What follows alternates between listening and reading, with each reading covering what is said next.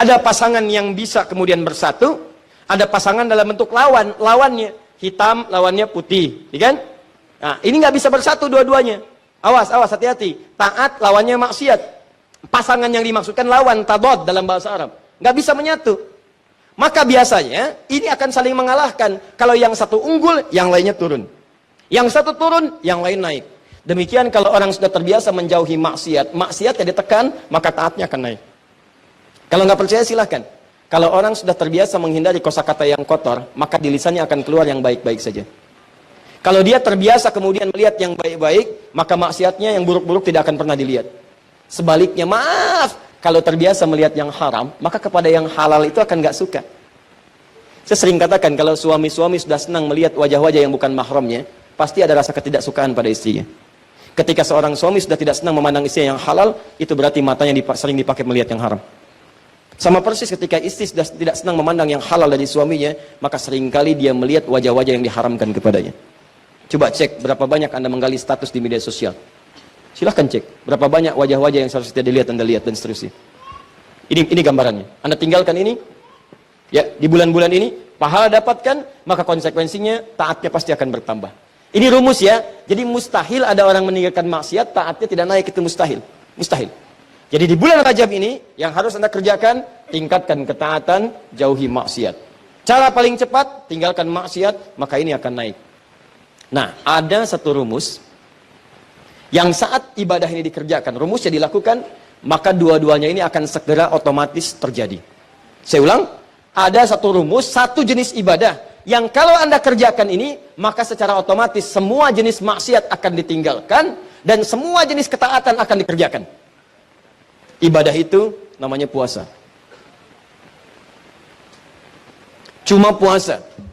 Yang saat dikerjakan pada saat yang bersamaan, maaf, orang yang puasa, saat mengerjakan puasa itu pada saat yang bersamaan, sudah pasti akan meningkat nilai ketaatan dan amal ibadahnya. Silahkan kalau tidak percaya. Anda tidak puasa, belum tentu bisa memberi. Silahkan cek. Ada yang di depan mata minta pak, belum tentu diberi. Tapi saat puasa, jangankan yang kelihatan mata, yang tak nampak di data. Berapa yatimnya, berapa du'afanya. Silahkan cek saat Ramadan. Bukankah Anda mendata berapa yatim, berapa fakir, berapa miskin. Anda kalau tidak sedang puasa, belum tentu baca Al-Quran. Tapi saat puasa, itu bisa buka dalam setiap kesempatan. Buka Al-Quran, baca. Anda kalau tidak sedang puasa, jangankan sholat sunnah, sholat fardu terlambat biasa. Tapi kalau sedang puasa, jangankan yang fardu, yang sunnah Anda kerjakan. Di puasa itu, pada saat yang bersamaan ketika dikerjakan, pasti bisa meningkatkan amal soleh. Saat bersamaan, orang puasa pasti meninggalkan maksiat. Nggak ada orang puasa sengaja mengerjakan maksiat, nggak ada. Dan dia akan jaga. Silahkan cek. Lisan mau berdusta, dipancing-pancing, nggak mau. Ya, lihat. Mau marah, ditahan. Kenapa? Takut batal puasanya. Itu latihannya. Maghrib jam berapa sekarang? 18, 17, 18, 19, 18, 20 ya. Kita ambillah pertengahan 18. Jam 6 lewat 18. Maghrib jam 18. Ada orang mencela Anda habis-habisan jam 18 lewat 15. Tinggal 3 menit lagi maghrib. Wah, Anda diprovokasi. Dasar begini, dihina habis-habisan Anda. Dihina habis-habisan. Tapi Anda nggak membalas. Padahal biasanya temperamen. Ditanya, kenapa nggak balas? Nanti habis buka. Habis buka. Takut batal puasa. Itu makanya cara terbaik berevaluasi diri itu saat puasa. Puasa, tahan maksiat, kerjakan semua nilai ketaatan. Makanya disebutkan di hadis Muslim, nomor hadis 1960, riwayat Sayyidah Aisyah, dikuatkan oleh keterangan Ibnu Abbas radhiyallahu taala anhuma, Nabi itu teman-teman sekalian, dia sering meningkatkan puasa di bulan-bulan hurum, Ya, bulan hurum termasuk bulan Rajab. Ya, kata Sayyidah Aisyah, termasuk juga kemudian Ibnu Abbas radhiyallahu taala anhuma, saya kadang melihat Nabi sallallahu alaihi wasallam sering puasa, seakan-akan nggak buka, tapi juga sering melihat beliau buka, seakan-akan nggak puasa. Ya, maksudnya apa? Maksudnya, kalau Anda ingin kemudian meningkatkan puasa di bulan-bulan hurum, seperti bulan Al-Muharram, bulan Dzulqa'dah, bulan Dzulhijjah, bulan Rajab, itu silahkan, boleh-boleh saja. Walaupun tidak ada kekhususan mengkhususkan puasa di satu bulan saja, tidak. Ya, tapi kalau Anda ingin tingkatkan puasa, silahkan, ini dalilnya, yang sahih. Apa dalil sahihnya? Tadi saya bacakan. Ya, pertama isyarat ayat Qur'annya menyebutkan demikian. Yang kedua untuk puasanya hadis Muslim nomor hadis 1960. Kalau Anda ingin menunaikan puasa di bulan Rajab dengan mengikuti Nabi, isyaratnya untuk menghidupkan evaluasi diri, terkhusus di bulan-bulan haram yang 4 tadi, maka itu tidak ada masalah, silahkan. Sunnah, boleh. Kalau ada yang tanya, boleh nggak saya puasa bulan Rajab? Silahkan. Anda mau Senin puasa? Silahkan. Kamis puasa? Silahkan. Tidak ada batas seperti hari-hari biasa. Seperti hari biasa, cuman pahalanya ketika Anda kerjakan untuk menghindari maksiat, maka tadi itu bisa berlipat dari hari sebelumnya. Jelas sampai sini? Jadi kalau Anda ingin puasa bulan Rajab, misalnya saya pengen puasa Senin, boleh. Pengen puasa Kamis, boleh. Pengen puasa Senin Kamis, silahkan. Pengen ayam bid, silahkan. Pengen puasa Daud, silahkan. Atau pengen misalnya puasa beruntut, Senin puasa, Selasa puasa, Rabu puasa, Kamis tidak, boleh. Apa dalilnya? Tadi. Karena puasa di bulan-bulan hurum dianjurkan oleh Nabi SAW. Bulan hurum ada 4, 1 Dzulqa'dah, 2 Dzulhijjah, 3 Al-Muharram, 4 Rajab. Paham? Tapi kalau ada kemudian yang menyampaikan kepada Anda, kalau Anda puasa di bulan Rajab akan mendapatkan pahala sekian. Puasa di bulan Rajab mendapatkan surga, nanti di surganya ada sungai namanya Sungai Rajab, ya kan?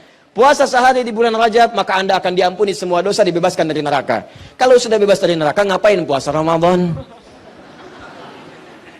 Jelas? Jadi keutamaan puasa di bulan Rajab itu sebetulnya keutamaan umum yang disebutkan dalam dalil-dalil masuk dalam kategori puasa dan ibadah di bulan-bulan hurum. Seperti keutamaan di 3 bulan yang lainnya. Tidak ada amalan-amalan khusus misalnya yang hadis-hadisnya menunjuk keistimewaannya. Tapi kalau Anda kerjakan, silahkan saja kerjakan dengan niat mengerjakan amalan-amalan rutinitas seperti yang lainnya. Dan pahala Allah berikan kepada Anda. Contoh, Anda pengen sholat malam, silahkan sholat malam. Mau di bulan Rajab, bulan Sya'ban, bulan lainnya silahkan. Ya, sholat pertengahan malam silahkan, tahajud silahkan, ba'diyah maghrib silahkan, ba'diyah isya silahkan. Tapi kadang-kadang teman-teman sekalian, jangan sampai kemudian termotivasi oleh dalil-dalil sebetulnya yang tidak ada susunannya atau informasi dari Nabi SAW. Contoh, pernah mendengar kalimat ini, siapa yang menunaikan sholat di malam Jumat di bulan Rajab, di antara isya kemudian sampai dengan ke fajarnya, dia bacakan kemudian rakaat pertamanya setelah Al-Fatihah, kemudian dibacakan surat A, surat B sampai dengan ke Al-Ikhlas sampai yang lainnya, maka akan diampuni semua dosa-dosanya, dibebaskan dari neraka. Pernah dengar kalimat itu? Ini hadisnya hadis palsu. Ya, hadisnya hadis palsu. Bahkan di kitab hadis palsu pun tidak ditemukan. Ya, saking palsunya hadis ini di kitab hadis palsu pun tidak ditemukan. Pernah dengar hadis ini? Inna fil jannati baban yuqalu Rajab. Di surga itu ada satu pintu, satu sungai. Nama sungainya Sungai Rajab. Siapa yang bisa puasa sehari di bulan Rajab, maka dia akan mendapatkan kenikmatan surga di situ dengan air minum dari Sungai Rajab. Pernah dengar? Nah, itu hadisnya pun hadis palsu. Saking palsunya, teman-teman, di kitab-kitab yang primer pun tidak ditemukan. Saya sudah menggali, ada 7 kitab yang menyampaikan itu. Saya sudah tulis semuanya, 7 kitabnya, di mana ininya, rawinya siapa, saya sampaikan semua. Ini ada At-Tashi Ashar Al-Masyhur Baghdadiyah, pengarangnya Abu Tahir As-Salafi, Fadailu Syahr Rajab Al-Hasan Ibn Muhammad Al-Khilal, Fadl Rajab Abdul Qasim Ibn Asakir, Al-Amali Al-Khamisiyah karangan Yahya bin Al-Husain Al-Syajari, Al-Jurjani, Syu'abul Iman karangan Al-Baihaqi, At-Tadwin fi Akhbari Qazwain karangan Abdul Karim Ar-Rafi'i, Fadailul Awqat karangan Al-Baihaqi. Semuanya dicantumkan untuk menginformasikan pada kita hadisnya maudhu, palsu, paling minimal dhaif. Jadi dituliskan itu untuk kasih informasi, ini hadisnya dhaif ya. Ya, hadisnya palsu, jangan dipakai sebagai rujukan. Bukan dituliskan untuk menginformasikan pada kita itu amalan, jelas. Tapi kalau Anda misalnya pengen bangun malam, silahkan. Cuma jangan merujuk kepada informasi tadi. Jadi kita bersikap adil di tengah-tengah. Awas, hati-hati. Hadis ini ditampilkan bukan untuk mencela orang. Jadi jangan sampai Anda melihat ada orang misalnya puasa di bulan Rajab, Anda katakan, oh ya hadis palsu. Bukan.